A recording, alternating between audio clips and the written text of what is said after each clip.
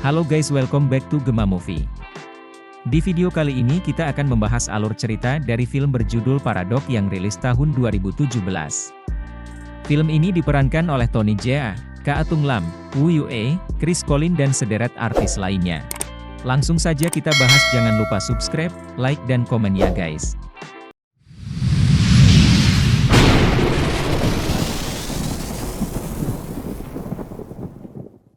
Di awal film, kita diperlihatkan seorang polisi dari negara Hong Kong yang bernama Lee Chun Chi, dan ia memiliki seorang anak perempuan bernama Lee Wing Chi. Mereka hidup berdua. Istri Lee telah meninggal karena kecelakaan saat Wing Chi masih kecil. Pada saat Wing Chi berulang tahun ke-16, ayahnya memberikan hadiah sebuah gelang. Namun tiba-tiba seorang pemuda bernama Harry mendatangi mereka, yang ternyata dia adalah kekasihnya Wing Chi. Lee terkejut ketika Harry mengatakan ia ingin melamar anaknya. Di sana Harry juga berusaha meyakinkan Lee untuk memberikan restu. Dan Wing Chi juga mengatakan bahwa ia sudah mengandung bayi Harry di perutnya. Lee yang gak terima pun akhirnya memanggil teman-temannya yang merupakan polisi untuk menangkap Harry.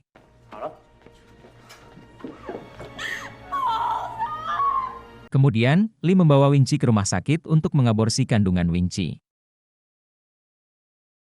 Dan setelah kejadian itu, Wing Chi pergi ke Thailand dan bertemu dengan temannya yang bernama Jenny. Di sana Wing Chi menyuruh Jenny untuk mentato tangannya dengan tulisan bahasa Spanyol yang artinya selamat tinggal.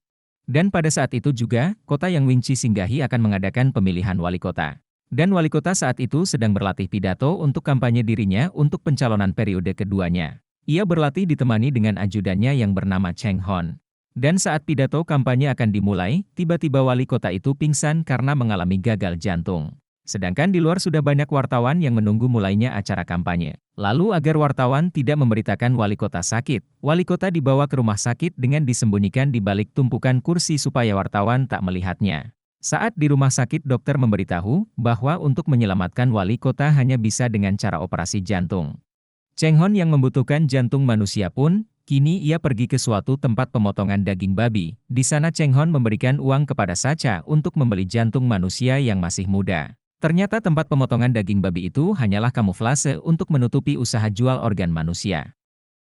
Saat Wing Chi sedang berjalan di pinggir pantai, tiba-tiba seseorang membius dan membawanya ke dalam mobil. Setelah tiba di lokasi, Wing Chi berusaha menelpon seseorang tetapi ia tak sempat, dan Wing Chi menyembunyikan HP-nya di bawah karpet mobil. Di sana Wing Chi disekap di sebuah gudang tua. Keesokan harinya, Lee mendapatkan telepon dari Jenny. Dia memberitahu bahwa Wing Chi menghilang. Lee pun segera pergi ke Thailand dan bertemu dengan Jenny di tempat penginapan Wing Chi. Lee mulai memeriksa ruangan Wing Chi, kali aja ada petunjuk tentang hilangnya Wing Chi. Tapi di sana Lee tak mendapatkan petunjuk apapun. Jenny pun juga melapor pada kepolisian Thailand. Lalu detektif polisi bernama Cui tiba di TKP. Di sana Cui mencari petunjuk, dan Lee memberitahu bahwa tak ada petunjuk apapun di kamar itu. Lee juga memberitahu bahwa ia juga seorang detektif polisi di Hong Kong. Lalu mereka pergi ke kantor polisi untuk mengambil keterangan dari Lee dan Jenny. Di sana Lee juga mengatakan bahwa ia ingin ikut melakukan investigasi bersama Cui. Lalu pada malam harinya, Lee pergi ke studio tato milik Jenny. Jenny memberitahu Lee kalau Wing Chi ditato dengan sebuah tulisan bahasa Spanyol yang artinya selamat tinggal. Di lain waktu, Lee dan Cui memeriksa lokasi terakhir HP milik Wing Chi. Mereka pun memeriksa CCTV yang ada di toko sekitar tempat itu. Selain itu, mereka juga menanyakan pada warga sekitar. Tapi, tidak ada seorang pun yang pernah melihatnya. Begitu juga saat bertanya pada seorang wanita malam yang bernama Sio. Saat Lee melihat rekaman CCTV di minimarket, dia melihat anaknya memasuki minimarket tersebut. Di sana juga terlihat seorang pria mengikuti Wing Chi. Lee pun segera memanggil Cui untuk melihat rekamannya. Setelah itu, mereka bergegas ke toko lain untuk melihat CCTV yang mengarah ke arah perginya Wing Chi. Dari CCTV toko tersebut terlihatlah wajah si penguntit anaknya. Pada keesokan hari, mereka segera mencari pria yang menjadi tersangka penculik Wing Chi. Cui meminta Lee untuk menunggu di dalam mobil. Beruntungnya Lee melihat pria tersebut sedang berjalan dan masuk ke bar. Lee pun mengikutinya dan mendekati untuk memastikan pria tersebut adalah orang yang ada di CCTV. Saat pria itu hendak pergi, Lee langsung menghajarnya.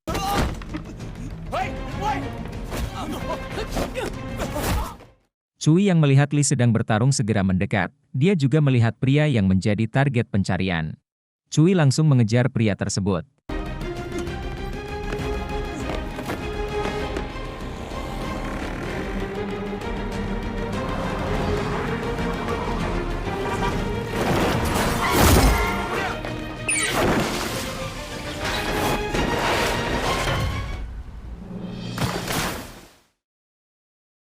Akhirnya pria tersebut bisa ditangkap. Setelah diinterogasi, ternyata pria tersebut bukanlah pelaku penculikan Wing Chi. Pria itu mengikuti Wing Chi untuk memotret bawah rok Wing Chi. Li yang merasa emosi mencoba menghela nafas panjang, dan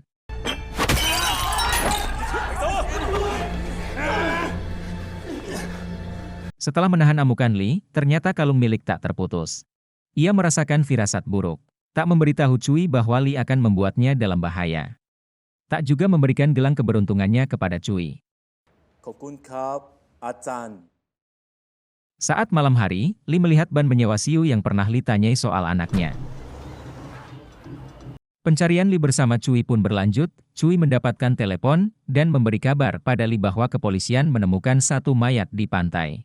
Mereka ingin Li ke sana untuk memastikannya. Mereka pun pergi ke pantai, di sana sudah banyak kepolisian dan wartawan. Li pun segera bergegas mengecek mayat tersebut dengan perasaan menahan kesedihan. Setelah dilihat, ternyata itu bukanlah mayat anaknya. Li pun bergegas ke arah wartawan dan menunjukkan foto anaknya sambil memohon bantuan apabila ada yang mengetahui keberadaan anaknya agar segera menghubungi polisi. Saat di perjalanan, Cui pun mencoba menenangkan Li dan optimis bisa menemukan anaknya. Cui memberi obat tidur agar Li bisa beristirahat. Tiba-tiba istri Cui yang sedang hamil menelepon dan memberitahu bahwa dirinya sedang mengalami pendarahan. Cui pun berusaha tetap tenang dan meminta Li menelepon 191 agar bisa mengirim bantuan untuk menolong istri Cui. Cui terus menenangkan istrinya agar tidak panik, dan ia menyanyikan sebuah lagu untuk si jabang bayi.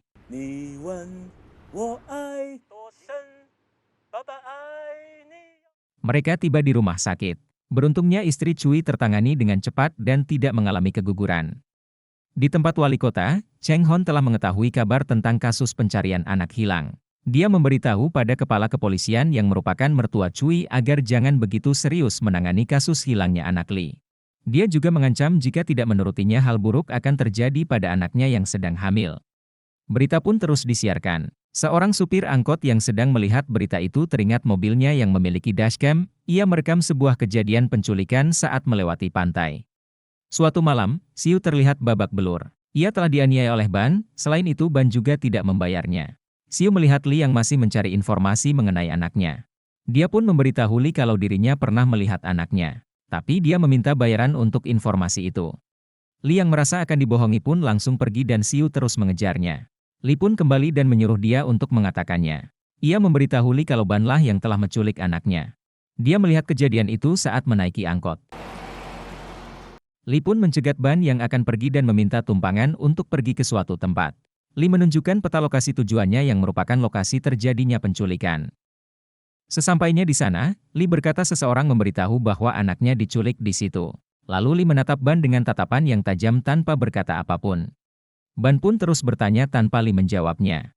Saat Siu tiba, Ban menyuruh Li untuk turun tapi Li langsung menghajarnya. Di sisi lain, Cui melihat sebuah kiriman video dari supir angkot, tapi videonya mengalami error. Ia langsung pergi ke bagian IT untuk menanyakan kenapa videonya error. Operator IT bilang, mungkin videonya mengalami masalah saat upload, atau telah dihapus. Cui pun menyuruh untuk mencari orang yang mengirim video itu. Saat Cui akan pergi menemui pengirim video, mobilnya malah mogok. Untung ada Tak yang akan pergi juga, dia pun meminta tumpangan untuk pergi ke lokasi pengirim video itu. Cui pergi sendirian mencari tempat tinggalnya pengirim video tersebut. Tapi Sacha dan anak buahnya sudah berada di sana duluan. Sacha langsung menghajar si sopir angkot tersebut dan meminta file rekamannya. Saat Cui di depan kamar ia pun mengetuk pintunya.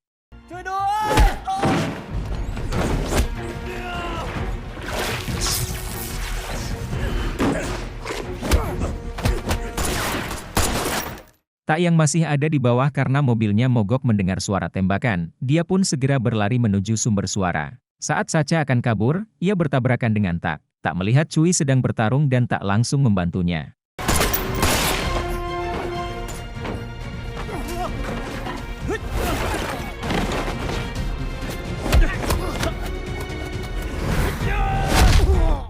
Kejadian mengenaskan menimpa Tak. Ia terjatuh dari atap gedung dan di saat bersamaan Cui berada di bawahnya melihat Tak terjatuh.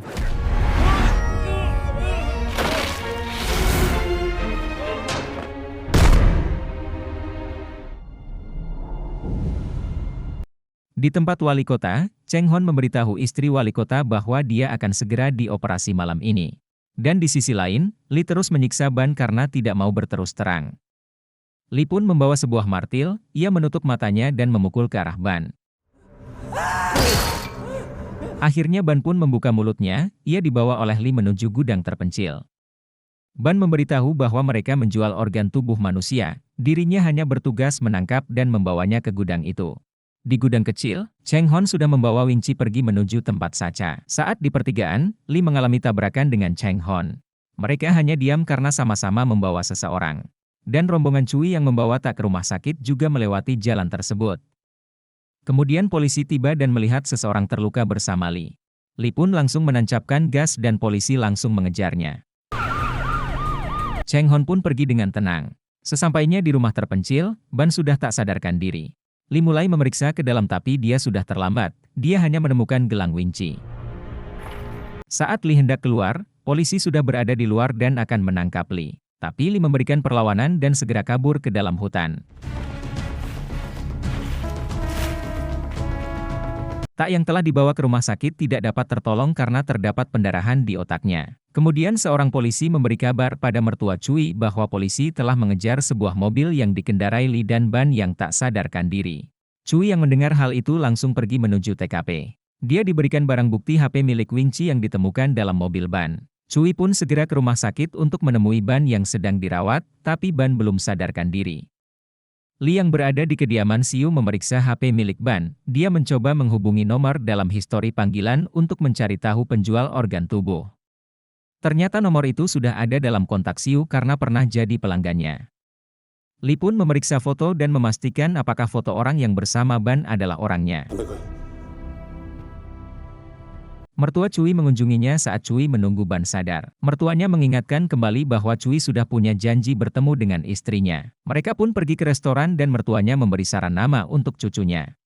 Saat Cui akan pergi, mertuanya menyuruh untuk tetap duduk. Dia juga menyuruh Cui untuk berhenti menyelidik kasus Wing Chi. Mertuanya memberitahu bahwa anak Lee diambil organ jantungnya untuk menyelamatkan wali kota.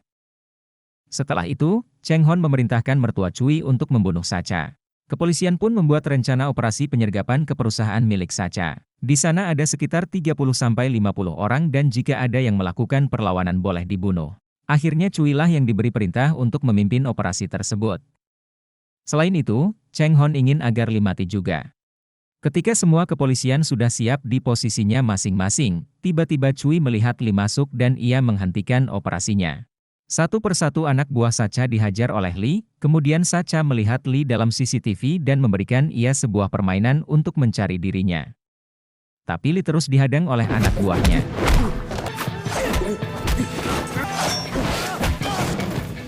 Hingga akhirnya Lee bisa sampai ke ruangan Sacha dan pertarungan pun terus berlanjut.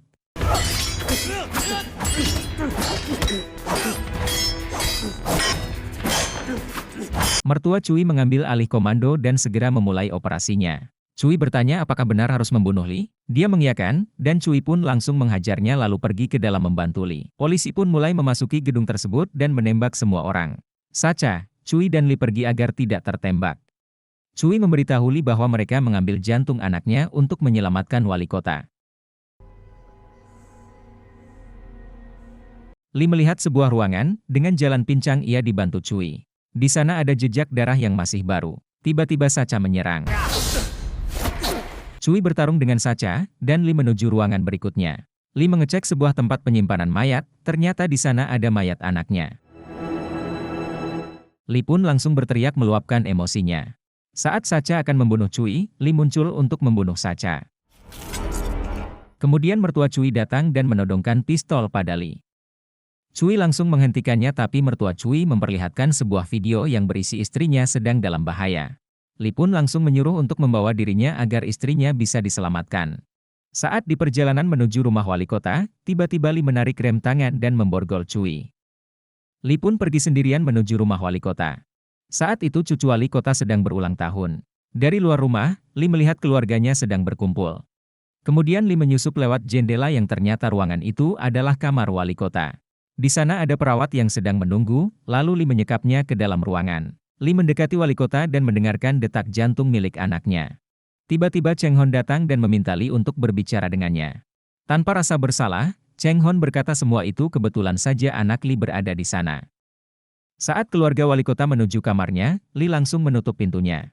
Lalu Li bertanya apakah jika dirinya mati, istri Cui akan baik-baik saja? Sebelum Cheng Hon menjawab, Li langsung menembaknya. Li pun teringat kembali dengan rekaman video terakhir anaknya sebelum diculik. Akhirnya dengan penuh rasa kesedihan dan penyesalan, Li pun bunuh diri. Di akhir film, Cui menunggu istrinya yang sedang melahirkan.